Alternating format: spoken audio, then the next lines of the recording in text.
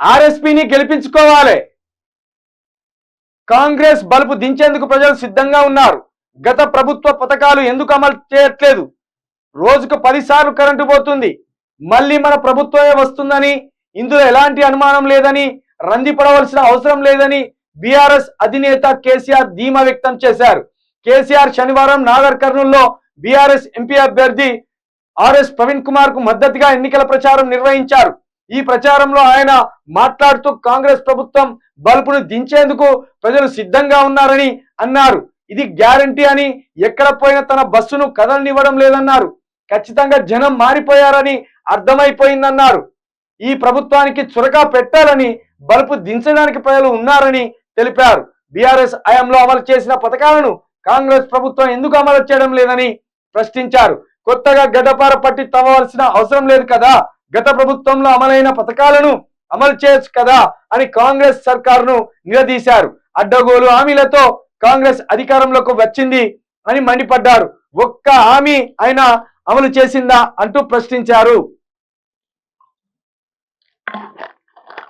నాగర్ కర్నూల్లో బీఆర్ఎస్ తరపు నుండి ఆర్ఎస్ ప్రవీణ్ గారు ఎంపీ అభ్యర్థిగా పోటీ చేస్తున్నారు. 100% ఇక్కడ ఎడ్జ్ ఆర్ఎస్ ప్రవీణ్ గారికే ఉన్నదని నిన్న మనము ప్రజా దర్బార్లు కార్యక్రమం పెట్టినప్పుడు కూడా కొంతమంది కాలర్స్ ఫోన్ చేసి మాట్లాడడం జరిగింది. ఇక్కడ 100% కూడా ఈయనకు అవకాశం ఇస్తే చాలా గట్టిగా నిలబడతాడు. ఆర్ఎస్ ప్రవీణ్ గారికి ట్రాక్ రికార్డు ఉన్నది. ఐపీఎస్ ఆఫీసర్గా ఆయనకు ఒక ట్రాక్ రికార్డు ఉన్నది. అదే విధంగా స్వేరోసును అని ఒక సంస్థ పెట్టి సామాజిక కార్యక్రమాలు చేసిన వ్యక్తిగా కూడా ఆర్ఎస్ ప్రవీణ్ గారికి ఒక ట్రాక్ రికార్డు ఉన్నది. అదే విధంగా గురుకుల కార్యదర్శిగా గురుకులాలను ఒక పూర్వ వైభవం తీసుకొచ్చి అందులో చదివే ఎస్సీ ఎస్టీ బీసీ మైనార్టీ పిల్లలకు ఒక నాణ్యమైన విద్యను అందించి విదేశీ చదువు అందించే ఒక బృహత్తర కార్యక్రమాన్ని కూడా తీసుకున్న ఘనత కూడా, ట్రాక్ రికార్డు కూడా ఆర్ఎస్ ప్రవీణ్ కి దక్కుతుంది. అదే విధంగా మాలోతు, ఆ అమ్మాయి పేరు ఏం పేరు తెలియదు, ఎవరెస్ట్ శిఖరం ఎక్కించిన ఘనత కూడా ఆయనకే దక్కించింది. అనేక మంది విద్యార్థులను అనేక రాష్ట్రాల్లో వివిధ విదేశాల్లో చదువుకునే అవకాశం కల్పించి ఆ దిశగా ప్రోత్సహించిన ఆ ట్రాక్ రికార్డు కూడా ఆర్ఎస్ ప్రవీణ్ కు ఉన్నది. ఒకవేళ ఆయన ఎంపీగా గెలిస్తే చాలా గట్టిగా పనిచేసే అవకాశం ఉంటుంది. ఓకే, ఆయన బహుజన పార్టీ బీఎస్పీలోకి పోయి అక్కడ కొంత మూమెంట్ తీసుకురావాలని చూసి అది కుదరని పక్షంలో తర్వాత ఏదో మాయావతి గారు ఆయనకు ఫ్రీ హ్యాండ్ ఇయ్యక అట్లా కూడా బాధ పెడితే ఇక మనం ఈ పార్టీలో ఉంటే చెల్లదనుకొని ఏకంగా తెలంగాణ కోసం నిలబడ్డ పార్టీలోకి వచ్చినాయి.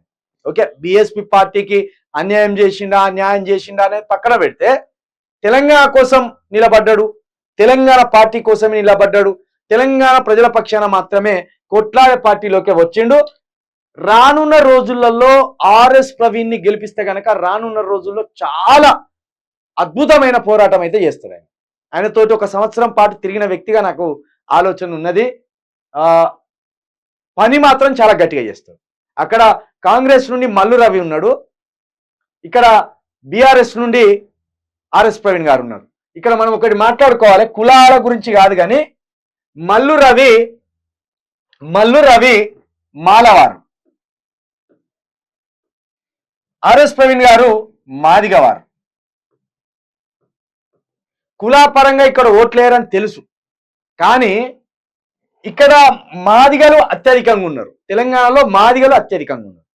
కాబట్టి మీరు పార్లమెంట్ స్థానానికి ఆర్ఎస్పీ గారిని పంపితే అన్ని వర్గాల ప్రజలకు న్యాయం చేసిన వాళ్ళు అవుతారు. మీరు అన్ని కులాల వారికి న్యాయం చేసిన వాళ్ళు అవుతారు. ఇక్కడ ఇటు స్థానికుడు కూడా, ఆ జిల్లాకు స్థానికుడు కూడా ఆర్ఎస్ ప్రవీణ్ గారు. ఇక్కడ మల్లు రవి గారు స్థానికుడు కాదు, భట్టి విక్రమార్క గారి బంధువు, ఆయన స్థానికుడు కాదు, ఎక్కంచోల్లో వచ్చి అక్కడ పోటీ చేస్తాడు. కాబట్టి ఇవన్నీ రకరకాల కోణాలను దృష్టిలో పెట్టుకొని ఆర్ఎస్ ప్రవీణ్ గారిని గెలిపించాను. ఆర్ఎస్ ప్రవీణ్ గారు ఫైటర్, మల్లు రవి గారు ఫైటర్ కాదు. ఏదో వరద కొట్టుకొస్తే ఆ వరదల చెత్త చెదారం ఆ పెండ బియ్యి అన్ని ఉరికొచ్చినట్టు కాంగ్రెస్ ప్రభుత్వం వచ్చినాక ఏదో మల్లు రవి అంటే తెలుసు, కానీ బయట జనానికి మల్లు రవి అనే ఆయన సామాజిక ఉద్యమకారుడు కాదు, సంఘ సంస్కర్త కాదు, ఏది కాదు. ఏదో కాంగ్రెస్ కు వీర విధేయుడు. వాళ్ళ తమ్ముడు కదా బతి విక్రమార్క పీట మీద కూర్చోమంటే పీట మీద కూర్చుంటాడు, లేదు మొత్తమే బానిసలాగా మోకాళ్ళ మీద ఉండమంటే మోకాళ్ళ మీద కూడా ఉంటాడు మల్లురావి. కానీ ఇక్కడ ఆర్ఎస్ ప్రవీణ్ గారు అట్లా ఉండరు. ఆయన ఫైటరు. ఆయన ఆయన వచ్చిన నేపథ్యమే అందుకు ఉదాహరణగా మనం చెప్పుకోవచ్చు.